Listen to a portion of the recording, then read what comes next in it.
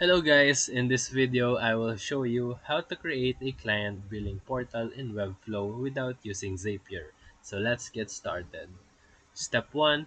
Set up a CMS collection in Webflow called Clients with fields like name, email, and invoice links. Step 2. Create a new page and link it to the CMS so that each client has a unique dynamic page. Step 3. Add a password field to secure the page or use Webflow memberships if available. Step 4.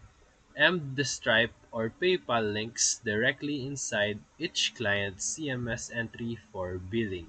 Step 5. Add styling to make the billing dashboard look clean and professional. Step 6. Publish and test it using a dummy account. And that's it. That's how you create a no Zapier billing portal inside Webflow.